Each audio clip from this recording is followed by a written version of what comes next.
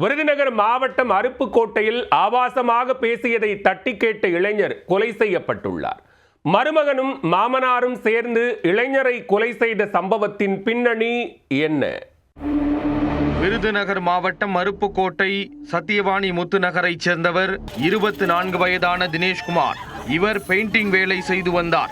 ஞாயிற்றுக்கிழமை விடுமுறை என்பதால் தினேஷ்குமார் சத்தியவாணி முத்துநகர் காலனி அருகே உள்ள தனியார் மதுபான பார் அருகே அமர்ந்திருந்தார். அப்போது அங்கு வந்த அதே பகுதியைச் சேர்ந்த தேவா மற்றும் அவரது மருமகன் டேவிட் ஆகிய இருவரும் தினேஷ்குமார் உடன் தகராறில் ஈடுபட்டுள்ளனர். அப்போது தேவா மற்றும் டேவிட் இருவரும் திடீரென தாங்கள் மறைத்து வைத்திருந்த கத்தியை கொண்டு தினேஷ்குமாரை சரமாரியாக குத்திவிட்டு அங்கிருந்து தப்பி ஓடினர்.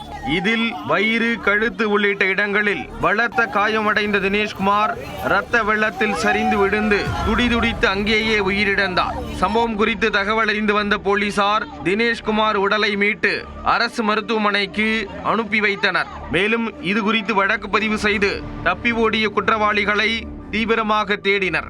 இந்த நிலையில் சுக்கிலநத்தம் நகராட்சி காலனி அருகே மறைந்திருந்த தேவா மற்றும் டேவிட் இருவரையும் போலீசார் கைது செய்தனர். அவர்களிடம் நடத்திய விசாரணையில் தினேஷ்குமார் கொலை செய்யப்பட்டதற்கான காரணம் தெரிய வந்தது.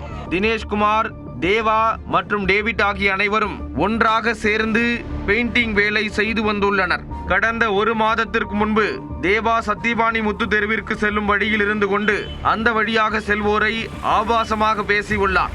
இதை தினேஷ்குமார் தட்டி கேட்டதாக கூறப்படுகிறது.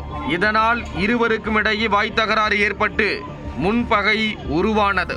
இதன் தொடர்ச்சியாக இருவருக்கும் இடையே அடிக்கடி தகராறு ஏற்பட்ட நிலையில் இந்த கொலை நடந்திருப்பது போலீசாரின் விசாரணையில் தெரிய வந்தது. தேவா தனது மருமகன் டேவிட்டுடன் சேர்ந்து திட்டமிட்டு கொலை செய்திருப்பதாக போலீசார் கூறியுள்ளனர். ஆபாசமாக பேசியதை கண்டித்ததால் திட்டமிட்டு இளைஞரை கொலை செய்த சம்பவம் அருப்புக்கோட்டை பகுதியில் பரபரப்பை ஏற்படுத்தியுள்ளது.